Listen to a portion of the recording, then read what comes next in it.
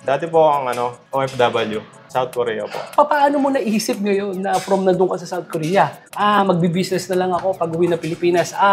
Gym yung gagawin kong business. Common misconception kasi ng mga Pilipino na dito sa Pilipinas, pag nasa abroad ka, maganda yung buhay. Akala nila masarap lagi yung buhay doon. 31 ka, nag-for good ka na. Sinisigurado kasi may mga nanonood sa atin, 50 na, na andun pa, pero wala pang naipupundar. Gandang araw po, ako po si CRP, na Gym Dipo. So, for the first time, gumawa tayo ng bagong segment dito sa Gym Dipo. So, ito, nag-gym dayo tayo ngayon. So, ngayon, yung gym dayo natin kakaiba kasi hindi naman tayo magbubuhat, kundi yung mga kliyente natin na naka-order sa atin, i-interview natin, kukunin natin ng raw testimony, yung hindi talaga pinagplanuhan. Okay? Para this time around naman, marinig nyo yung mga kwento ng mga aktual na kliyente natin na mga sumubaybay sa Gym Dipo, nagtayo ng gym business at naging successful sa gym business nila. So, panoorin nyo po to. Pero tapusin nyo yung video kasi pagkatapos ng interview natin, ipapakita naman natin yung 5 lessons na matututunan natin dito sa video na to. So, nandito tayo sa Super Saiyan Gym sa may Lubao, Pampanga. Kasama natin si Ninyo po. Sir, ano itatawag natin sa inyo? Ninyo na lang Ninyo, sige sir. Sir, usap lang tayo ng konti ng formal. Kumbaga, kwento nyo yung paano kayo nag-umpisa dito sa gym business na to. Sige po. Last year po kasi nag-umpisa kami po dito. Mga gamit lang po namin, sehonan po. Yun lang po kaya ng budget namin. Kaya doon po kami nag-start. Nung nakakaipon na po kami pa konti-konti, nagdadagdag na po kami gamit. Pa isa-isa. Oo, tama yun. Doon na po kayo, napanood ko po yung mga vlog nyo. Kaya naisipan ko pong magtanong sa inyo at maghingi ng mga payo para sa gym business. At kumuha ng guide para sa galing sa inyo po. Good yun, good yun. Pero sir, bago kayo napunta sa gym business, ano yung istorya nyo? Dati po ang OFW. Saan kayo? South Korea po. Okay. Okay. Actually, ewan ko, ang dami ko na rin naging kliyente na na South Korea. Yung last time ko nga, is ito nga yung nasa Davao namin na i-deliver namin. Pero ito ngayon, ilang taon ka na nga uli? 31 po. Tapos, for good na itong mo? Opo, kasi end of contract. 11 years na po ako doon. Ikumpara natin, yung kinikita mo doon sa South Korea, kung same na trabaho, yung gagawin mo dito sa Pilipinas, ano yung mas malaki na kikitain mo? Yung trabaho mo rito sa Pilipinas o doon sa South Korea? Malaki po talaga sa South Korea. Kasi yung yung sahod po dito, sobrang baba talaga. Tapos sobrang mahal po ng bilihin. Tapos yung pa rin yung kumbaga sabi ko, kung kahit na pareho yung trabaho mo, pero mas malaki yung kikitain mo doon, di ba? Opo. Tama. Yun yung lagi ko rin naman sinasabi. Pero ito naman yung maaring malaki kasi nga yung kinikita sa Korea. Pero alam natin na hindi pang matagalan yun What if, di ba? What if, pag uwi mo ngayon ng Pilipinas, ano yung pagkakakitaan mo? Yun po. So, maganda yung naging choice mo. So, paano mo naisip ngayon na from nandun ka sa South Korea? Ano yung pumasok sa isip mo na, magbi-business na lang ako pag uwi ng Pilipinas, gym yung gagawin kong business? Actually po, wala po akong kaalam-alam sa business, sa gym po talaga. Sa kahit anong business, may idea ka? Meron po yung una pong nakapundar po ako ng bahay. Ginawa ko po, hindi ko pinarenta ko po. Okay. Tapos pangalawa po, nakapagpundar po ako ng apartment dito. Nakapagpatayo mga 4 na butas. Tapos yung ngayon po, yung gym business. Sa gym business, wala ka talagang idea? Wala po. Yung kapatid ko po, inalok niya ako. Gawa tayong gym, sabi niya. Kasi po yun, nag-gym po siya. Kaya yun yung sinuggest niya sa'yo? Opo. So, doon nag-umpisa ngayon yung idea mo na, okay, magandang business yung yung gym. Kasi, then, napag-usapan nyo, ano yung naging next step nyo after that? Sige, sabi ko, hati tayo, sabi niya. Sige po, magpapadala ako dyan. Tapos hanap ka ng gamit. Nakahanap po siya, yun nga po yung second hand. Yung una namin. Tapos, namin po, naghanap po kami ng pwesto. Kaya nagtanong po ako sa inyo noon kung ano yung dapat sa pwesto Yun yung maganda natin mapag-usapan kasi even before ka nag-start na magtayo ng gym business, nag-uusap na tayo, di ba? Opo. So, nahingi ka ng mga gym business tips, di ba? Opo. Actually, hindi ko na masyado matandaan kung ito yung first na tinanong mo na pwesto. Opo. Ito ba yung, may Hindi iba po. pa? May iba pa po. May iba pa, di ba? Opo. So, doon sa una mong tinanong na pwesto, gaano kalaki nga uli yun? Kung may idea ka? 40 square meters. Magkano yung upa? Nasa 30 plus po. 30. Opo. Okay. Ano yung naging suggestion ko sa'yo, Lord? Huwag mong kunin, maghanap ka muna ng iba kasi meron dyan, mas makakamura ka pa. Tama yun, sir. So ngayon, eto, mga gaano kalaki itong original kasi nag-extend ka. Gaano kalaki ngayon to? Siguro mga 50 to 60 square meter Etong una. Yung una po, mga 50 or Tama, 40. mga 50 to eh. Oo. Tapos may git 10 yung kabila. So Opo, mga 60 ka nag-extend na ngayon. po. So yung una mo na 50, magkano yung original na upa mo rito? Nasa 15 po. 15. Opo. So yun yung sinasuggest ko na, di ba? Sabi ko Opo. sa'yo, hanap ka ng mga pwesto na 50 pataas, pero ang budget natin, 10 to 20 lang. Opo. Kasi alam mo, kaya ako sinasuggest sa'yo yun, kasi based sa experience ko, pag kinompute ko ngayon yung pwedeng kitain sa gym kasi, yun yung budget mo. Otherwise, pagka masyadong mataas yung renta, katulad ng 30, Opo. tapos maliit lang yung space, Opo. baka majority nung kinikita mo doon mapupunta sa ano eh, Kaya sa ako, upa. sa upa lang lahat. Oo, totoo yun. Okay, di naka 1 year ka na dito. Opo. Pero bago ka naka 1 year, nag-extend ka rito, di ba? Opo. So yung kadikit, kinuha mo. Opo. Ngayon, ito yung tanong ko, magandang tanong dito eh. So isang taon na kayo magkapatid na nagre-renta rito, so kamusta yung gym business ba?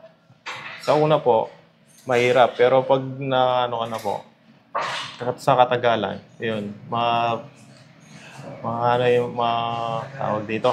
Tuloy-tuloy na yun. Matuloy. Oo. Ang tanong ko ngayon dito, may ginagawa ka pa bang ibang bagay para, ma-attract pa yung mga kliyente mo? Talagang kusa na lang silang pumupunta rito. Hindi, kailangan din bukas yung yung suggestion nyo doon sa tulad ng pagre-reels po sa Facebook, Tama yun. yung mga tips nyo po doon. Tapos mga kaibigan, yung mga tips nyo, sinusunod po namin. Thank you. Pero ito, di 1 year ka na rito kasi, laging nagiging diskusyon din doon sa page natin kasi, Opo. ano nga ba yung mas maganda? Yung may sarili kang pwesto or yung naupa ka? Ako, honestly kasi, ang opinion ko, is mas maganda talaga may sarili kang pwesto. Pero, honestly naman, yung ilang gym na meron ako, lahat yun inuupahan ko. Pero ang punto ko, hindi porke, maganda talaga yung honestly, mas maganda talaga pag may sarili ka. Pero, Opo. pag naupa ka, hindi ibig sabihin nun hindi ka kumikita. Ngayon yung itatanong ko sa'yo. So, naupa ka ngayon dito. So, kamusta yung kita mo? Meron ba akong napapasobra kahit yung upa po, sabihin na natin 18 to 20, may mapapasobra po talaga. So, kasi yun yung obvious na reason. Kasi isipin mo, 1 taon ka na Opo. nandito. Nakasurvive ka. Tapos, from time to time, nagdadagdag ka ng equipment. Di ba? So, ibig sabihin kumikita ka. So, yun yung punto ko dun sa natin, sa page natin. Hindi porket dun lang sa bahay kikita na. Kasi may mga nagtatanong na pagka sa commercial area ba, gaano kalaki yung pwedeng kitain. Pero ako, honestly, di na kita tatanungin doon kung gaano kalaki. Pero yung sabi ko, proof na yun yung 1 year na 1 year na nag-survive ka rito, ibig sabihin nun, kumikita ka ng maganda. So ngayon, galing ka sa South Korea, ilang taon ka na uli? 31 po. Sipin mo, mag-for good ka na rito. Opo. Bakit? Kasi po, may mga business na po ako napunta. Tapos may gym na rin po akong negosyo. Yun yung lagi kong advice kasi pag OFW ka, totoo yun malaki yung pwede mong kitain Pero ang tanong nun, hindi kasi laging pang matagalan yun Darating yung panahon nung uwi ka. Opo. Ikaw nga maswerte ka, alam mo bakit? 31 ka ba? Opo. 31 ka, nag-for good ka na. Sinisigurado kasi may mga nanonood sa atin, 50 na, na andun pa, pero wala pang naipupundar. Pero yun sabi ko yung pinakamahalaga kasing commodity is time. Yung iba dyan, 20 years na nag-abroad. Meron na ipundar, pero pwedeng bahay, pwedeng sasakyan. Hindi pa Pero rin yung kung- bahay, hindi kumikita. Opo. Hindi katulad sa'yo, ginawa mo apartment Opo. Kahit ngayon po, pinapaupahan ko po yung bahay ko ngayon. Diba? Yun yung kung napanood mo yung last na, Opo. dami nag-comment Kaya nga po. Yun, asset yung ginawa Opo. mo. Kasi Yun kumikita yun Tama Pwede po. naman yun na, kunyari, nagpatayo ka apartment, kunyari lang, 4 na pinto. Opo. Pwede doon sa isang pinto, doon ka nakatira. Opo. Tapos yung 3 pa upahan mo. Kaya yun yung, yun yung important arte sa ganung klaseng mindset Opo. na alam mo yun yung hindi yung, di ba, usually OFW, kung may pera na ako pambili ng bahay at lupa, sasakyan. agandahin ko yan. Opo. Para pag uwi ko, ang tawag nga doon, one day millionaire One day eh. millionaire. Di ba? Pero pagbalik, wala na naman. Opo, Pero maganda yung ano. Kasi isipin mo, kung 31 ka lang ngayon, ang haba pa nung buhay mo na, I mean, syempre, maganda yung buhay sa abroad. Opo. Pero malayo sa pamilya. Yun lang po. Di ba? Yung pinakamahirap yun. Totoo yun. Yung katawan mo nandun eh. Opo. Pero yung isip mo, ito pa, magandang kwento. Kasi sabi ko nga, tatanungin kita doon. Kasi, common misconception kasi, ng mga Filipino na dito sa Pilipinas, pag nasa abroad ka, maganda yung buhay. Opo, akala nila masarap lagi yung buhay doon. Kasi ganito yun eh. Ano ba yung nakikita ng mga nandito sa Pilipinas na kasi kunya nakita ka na nagpa-picture ka, Opo, pumunta doon sa isang lugar, magandang maganda. lugar, opo. Oo. Di ba? Ano yung sinasabi nila? Uy, ganda na ng buhay nun. Sasabi mo. Di po nila alam. Sa picture lang Sa po picture. yun. At nung oras lang na yun. Opo. Kasi pag uwi mo na naman doon, trabaho ka Trabaho na na naman. Diba? Yun yung kaya akala nila, masarap doon eh, maganda. Oo, totoo yun. Maganda yung tanawin. Opo. Maganda yung pasyalan mo doon. Pero, di ba? Pati kwento, hindi ko alam, kasi di natin pag-usapan. Maski sa pagkain kasi, pag yung kalibitan ng OFW, kasi ako, napapunta ako sa UAE, sa Al-Ain, bisita lang naman, nakita ko yung mga OFW doon. Paminsan, sinitipid talaga nila yung pagkain nila. Totoo po yan. Kaya, paano yung mga ganun, di ba? Kahit po ako, ginawa ko rin po yung pagtitipid sa pagkain. Di ba? Oo. Para lang mapadala mo dito sa Pilipinas, Opo. yung kaya ako, sabi ko nga, makikita mo doon sa sa page ko, tsaka sa YouTube ko, hindi mo hindi gym equipment yung pinopromote ko eh. Hindi yung pagbubuhat. Hindi mo ako makikita na, ito, ganito yan eh.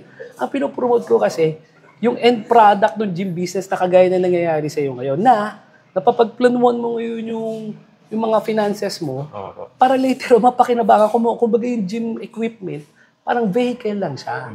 Hindi siya yung parang main reason eh. Ito yung susunod kong reason eh, na pwede akong kagaya mo, pwede ka nag-for good. Opo. Di ba? So, at ito kanina nabanggit ko sa'yo, 1 year ka na rito. Susunod kong suggestion sa'yo kasi talaga, maski doon sa ibang mga nanonood sa atin, pagka matagal ka na sa gym, it's either pwede ka mag-expand. Okay, kasi alam mo na yung business. Or, mag-expand ka, pero this time around, bibili mo na yung property. Kagaya niyan, meron ka pala mga, di ko naalaman na meron ka. Yung mga properties ka na dyan, hinulugulugan mo rin to? Hindi po. Yung ko po, yung bali sahod ko po sa South Korea, yun yung pong pinabili ko. Okay, good yun. Ibig sabihin, nag-ipon ka talaga. Opo. Kasi ang hirap noon. Ang hirap noon na yung isang bulto, pipipunin mo. Pero ito ngayon, pwede mong gawin yun eh. Sasabi ko na next time around, pwede kang umutang sa bangko. Kasi pag umutang ka sa bangko ngayon, hindi mo kailangan maglabas ng pera. Kasi alam mo bakit? Kasi yung property na bibilhin mo, yun na mismo collateral eh. Opo. Kaya, kasi yung iba natatakot kasi wala akong pang collateral eh. Yun na collateral mo. Kasi yung isang video ko kasi, nangihinayang ako na ngayon lang ako nag-expand ng Gym Republic ko. Kasi, naging kampante ako na kumikita ng gym ko. Pero hindi ko na-realize, pwede kong ulit-ulitin talaga. Okay, ngayon, sa isang araw, mga gaano kadaming mga nag-gym sa'yo dito? Nasa 50 to 70 po. 50 to 70. Tapos, ang area mo, nasa 60 square meters, di ba? Opo.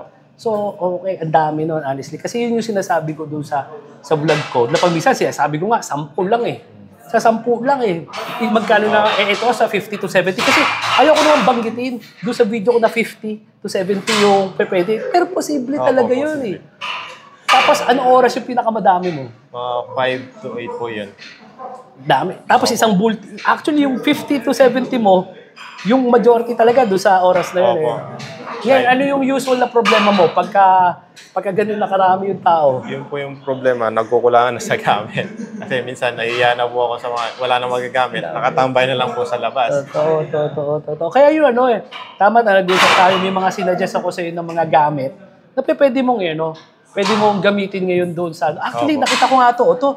Hindi ginagamit mo ba to? Opo, minsan may gumagamit. Ang daming mga ang daming magagamit na... Tsaka hindi, bigyan kita next time ng mas convenient niya plug in na lang siya. Plug and play siya. So anyway, kagaya niya landmine. Ano ba doon? Hindi ko lang ikwento sa'yo. Doon sa Republic ko, 4 yung landmine ko doon. Kasi madami ka rin magagamit dyan. Opo. So may mga paraan dyan na makapagdagdag ka ng equipment na hindi mo kailangan gumastos ng ng malaki. Opo. So magkano pala yung ano pala? So 50 to 70 katao. Opo. Magkano per session? 60 yung pong daily namin. Tapos yung monthly, 600 po. Oh, hindi tayo naglalaro. Which is good kasi ano na yan, do the math na lang. Biro mo ko 60 pesos tapos 50 to 70 katao. I-multiply mo na lang yun para makuha mo kung ilang tao yung ano. Tapos, aside from sa gym, nakita ko may mga iba pa kayong mga produkto dito. Opo. So, yung supplements ba, binagbebenta kayo? Meron po. Binebenta po na. So, additional income. Paano yung ano nyo pala sa tubig? Paano yung Ayun po. usapan yan? Kasama na po yun Sa bayad? Opo. Not libre bad. na. Oh, handy na siya. Opo. Sige. Good yan. So, Seth, I hope wala akong na kasi sabi ko nga, ikaw yung una sa series ng mga dadayuhin natin na dadayuhin natin ng mga kliyente. So, bago natin tapusin, so, para doon sa nakikinig, aside from suggesting yung, ano yung masasabi mo tungkol sa gym business na iba doon sa ibang gym? Sa ibang negosyo pala, I mean. Yung pong gym business, wag po kayong matakot na magsimula sa maliit. Yun po yung number one na natutunan ko po sa inyo. Dahil po dun sa na yun, nagsimula po kami ng kapatid ko. Yung pong mapapayo ko, wag magsimula sa maliit. Wag matakot. Good. Sana I hope may mga alam mo, sabi ko nga sa'yo, sa totoo lang. Lagi mo ako napapanood sa video pero mahihain ako. Pero first time ko naggawa ng interview pero I hope magdire-diretso to. Kasi doon sa mga videos natin, lagi ako yung nagsasalita. Opo. Gusto ko ngayon marinig ko ano yung pwedeng maging comment na mismo nung actual na kliyente na nag-engage dito sa mismong business. Sige, sir. So, sa ninyo, di na tayo matatagal. I hope magtagal pa yung relationship natin. Opo. Ito pang finale. Di ba? Kahit hindi ka pa na-order sa akin, nagtatanong ka na sa akin. Hindi Opo. ako naging madamot sa Tama pagbibigay po. nung Totoo po yan. Kaya regardless to kung nag-i-inquire ka pa lang, kung nakakuha ka na, operating na yung mo, hindi tayo nagdadamot doon sa Kasi alam ko bakit? Sabi ko nga, wala akong siniraan na kahit sino gym equipment fabricator kasi sabi ko nga, ang pinopromote ko yung gym business eh. Kasi maganda yun. Alam kong maraming makikinabang doon. Regardless kung kumuha sa akin o hindi, ang importante, may gym business ka, yun ang gusto ko ipagulong. So I hope, sir, huwag ka magsama sa suporta at tuloy-tuloy itong gym business mo. Okay po. Maraming Salamat po. Thank you po. So, yun nga, napanood nyo po yung kay Sir Frederick po na interview natin kay Sir Nino. So, ano yung mga matututunan ba natin doon sa na yan? Sa mga naging na-interview natin sa kanya. So, unang-una kasi, yung take ko dyan sa interview na yan is, napansin niyo yung age ni Sir Nino na 31 years old lang. Sa 31 years old lang siya, nag-for good na siya. So, kita nyo, nagtrabaho siya sa South Korea. So, napagplanuhan niya yung gagawin niya at a young age, 31, nag-for good na siya. So, nag-ipon siya ng pera doon, nakapagpundar siya para sa apartment at bahay niya, at nakapagtayo rin ng gym business niya. So ngayon, yung mga negosyo na to, ito ngayon yung bumubuhay sa kanila. Hindi ko siya natanong kung gaano kalaki kasi ayoko na siyang doon. Pero as you can see, enough yung yung kita na yun. Ito yung ito yung take ko doon. Regardless yan, kung mas malaki ba yung kinikita niya sa Pilipinas ngayon dahil meron siyang apartment at saka gym business. Mas malaki ba to doon sa kinikita niya sa South Korea? Regardless yung kung sino yung mas malaki, pero ang punto ko dito na kung magkano man yung kinikita niya ngayon sa Pilipinas is enough para makapiling niya yung pamilya niya. Kasi para sa akin, as a family man, importante na na ma-provide natin yung mga financial needs ng pamilya natin. Pero importante rin na nandoon din tayo sa mga panahon na kailangan nila tayo. So yung mga anak natin lumalaki, may mga pangangailangan, so hindi lang pera. So kung kagaya ni Sir na nag-for good na, regardless yan, kay mas malaki yung yung kita niya sa South Korea or mas malaki yung dito sa Pilipinas, ang importante kasama niya na yung pamilya niya at nabubuhay niya ngayon to doon sa kinikita sa negosyo niya. So kagaya niya nakita niyo, sinabi naman niya, ito pa yon na malaki talaga yung kita sa South Korea, sa abroad. So tinanong ko siya, So, sabi ko, kunyari, kung yung trabaho niya sa South Korea is the same sa trabaho sa Pilipinas, pareho lang, magkano yung mas malaki sino yung mas malaking kita? Definitely, same amount of work, mas malaki sa abroad. So yun yung, kaya maraming na-entice na kapatid natin na mag-abroad eh. So given na yun na mas malaki talaga yung kita sa abroad. Pero ito yung pagkatandaan natin kapatid kasi kalimitan sa atin kasi nagiging komportable na okay, kumita na tayo sa abroad, napoprovide natin yung pangangailangan ng pamilya natin, tumitigil tayo dun eh. Tapos, pag tumanda na tayo, saka natin nare-realize, pagod na ako eh, hindi ko na kaya to, magpapahinga na ako. Saka ka pala magpaplano kapatid. Saka ka pala magpaplano na, syempre, malaki kita ko dito sa abroad. Pag uwi ko ng Pilipinas, gaano kalaki yung kikitain ko, meron ba akong kikitain? Tapos ngayon, doon ka nagmamadali ngayon na, hindi ko na kaya, kailangan pigain ko ng pigain. Tingnan mo, itong magandang halimbawa kay Sir Nino, di ba? Bata pa lang siya. Napagplanuhan niya na yan eh. Habang naandun siya. Kumbaga, yung lifestyle mo sa Pilipinas, maaring hindi, nung bago ka umalis, maaring hindi ganun kaganda. Pagdating mo sa abroad, dapat ganun pa rin yung lifestyle mo. Para yung diferensya, yung malaking kikitain mo, ipunin mo. Para na sa ganun, saglit ka lang mag-ipon. Tapos, uwi ka kagad ng Pilipinas para kasama mo na yung pamilya mo. May negosyo ka, kasama mo yung pamilya mo, di ba? Hindi ba ganun talaga yung goal natin lahat na kumikita na kasama yung pamilya natin? Yung pangalawang lesson na matututunan natin dito, yung controversial na asset na bahay. Kung lately ka lang sumusubaybay dito sa videos ko, makikita nyo yung mga bagong segments natin ngayon. Kagaya na sinasabi ko. So, controversial yung topic ko na yon na hindi lahat ng bahay is asset, di ba? So, nagkakagulo doon. So, itong ginawa ngayon ni Sir Nino, ito yung patunay na sinasabi ko na dito sa ginawa niya, definitely asset yung bahay. Bakit? Kasi, nagpagawa siya ng apartment, di ba? 4 o 5 pintuan yung apartment na yon. Pero, instead na bahay niya lang yung nakalagay doon, kumbaga, kunyari lang kukompute tayo, kung 5 pintuan yon at 50 square meters ang bawat isa, so lumalabas 250 square meters yung property, yung floor area nun. So ngayon, pwede naman yan dahil big time naman siya sa nakakapag-ipon siya kasi kaya niya magpagawa ng 5 pintuan. So pwede siya magpagawa ng isang magarbong bahay. Siyempre, kahit 100, 150, 200 square meters na bahay, kaya niya magpagawa doon. Kaya niya magpa-impress sa mga kakilala niya. Kasi sabi ko nga, ang Filipino mentality, ang sukatan ng success is bahay. So marami sa atin na nagkakamali na nag-invest maigi sa bahay, sa kotse, na hindi naman asset, na hindi kumikita. So ano mangyayari? Ang tingin ng mga tao sa iyo ngayon, big time ka. Pero in reality, hindi ka na kumikita ng malaki, di ba kapatid? Pero balikan natin si Sir Nino. So imbes na magpagawa siya ng isang malaki at garbong bahay, nagpagawa siya ng 5 apartment at isa doon is doon siya nakatira.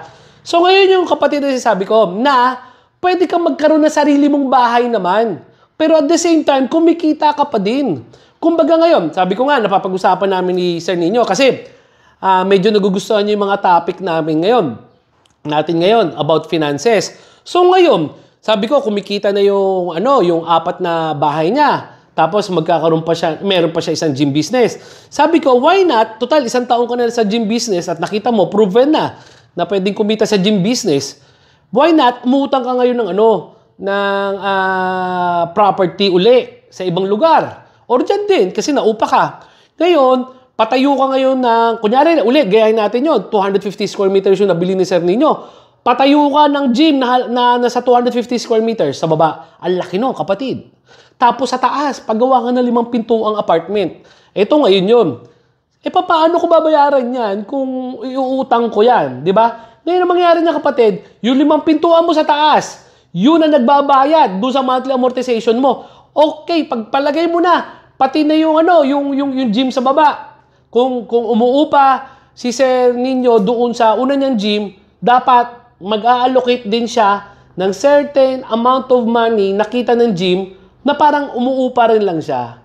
So ngayon, dalawa na yon, yung upa sa gym At yung upa sa taas, yun yung nagbabayad monthly amortization. Eh ngayon naman, buhay na si Sir Nino doon sa 4 na pintuan na apartment na pinapaupahan niya pala sa gym. So ngayon, dahil bata pa siya, pwede niyang i-repeat yung cycle. Yun yung nalimutan ko kasing gawin. Yun yung naging kampante ako gawin. Na hindi ko ni-repeat yung cycle. Successful na ako eh.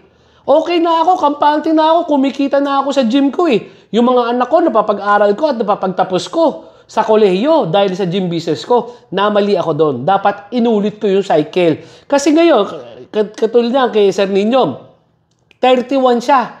Kunyari, gagawin niya ngayon yung tinuturo ko. 31 siya, 5 years to pay. Kaya niya yan. 5 years to pay yung yung uutangin niya na property plus building.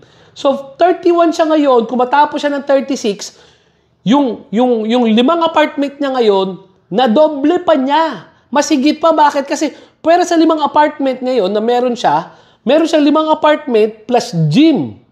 Diba? So, ganun kaganda yun. So, yun yung tinuturo ko ngayon na mga financial planning na nagkamali talaga ako na hindi ko ginawa noon. And I hope na napapanood nyo ako ngayon na tinitignan nyo ngayon yung mga advice ko na para pwede yung pagkakamali ko, maitama nyo. Okay, number 3. So yun, isa sa mga take natin dyan is 1 taon na si Sir Nino doon sa gym na yon.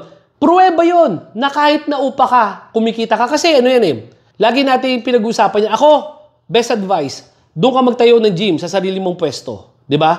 Pero kung wala ka sariling pwesto, it doesn't mean hindi ka na pwede mag-gym business. Ako katulad ako. 2 yung gym ko ngayon. Sa Cavite at sa Tarlac, para yung mga warehouse yun, 1,000 square meters. Ang mamahal nun.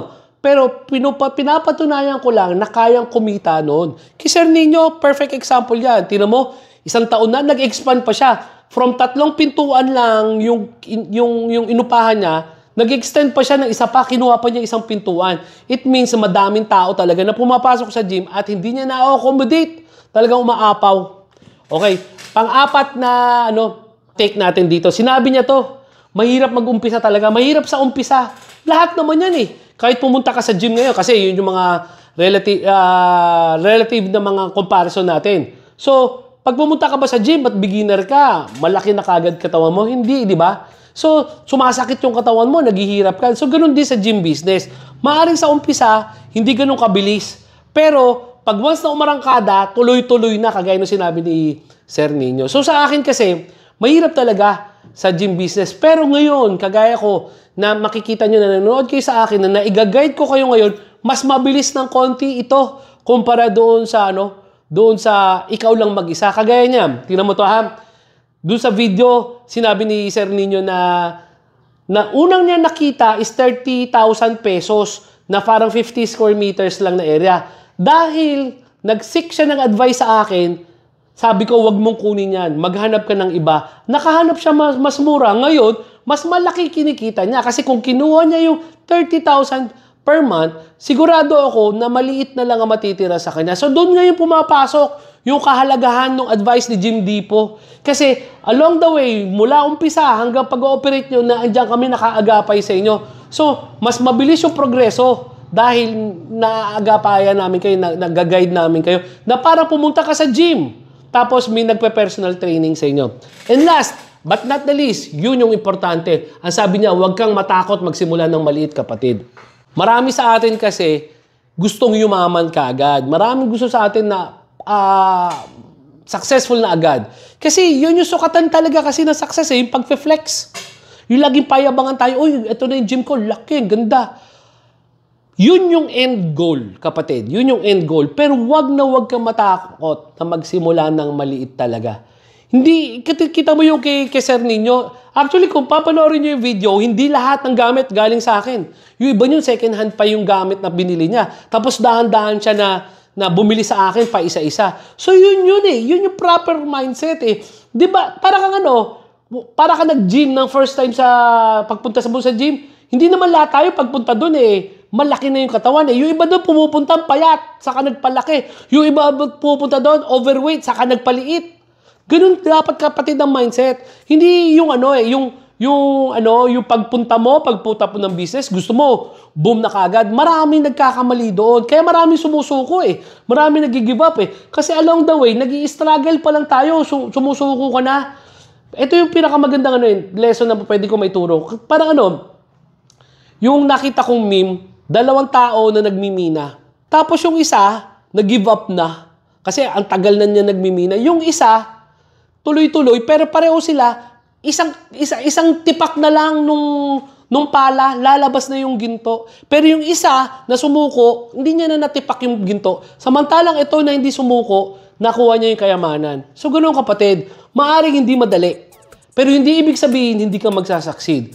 Maaring hindi ka big time sa umpisa. Maaring katulad ko. Sabi ko nga, nagsimula ako sa 30 square meters, hindi ako natakot na magsimula sa maliit. Ngayon na malaki na yung gym ko, sa totoo lang, mas i-flex ko pa sa inyo yung maliit kong gym. Bakit? Kasi ang laki na nito. Parang yung before and after, maaring proud ka. Katulad na, papakita ko yung picture ko kasi proud ako. So, maaring proud ako ngayon dito sa after picture ko, pero mas proud ako dito sa before. Alam mo kung bakit? Kasi mula dito sa before na picture ko, napaganda ko yung katawan ko. Dito sa before na picture ko, ng gym ko na maliit na palaki ko, dito ako mas proud sa maliit. Kasi bakit? Kasi dahil sa maliit na to, napalaki ko po at napaganda ang buhay ko. Ako po si RP ng Gym Depot. Maraming salamat po.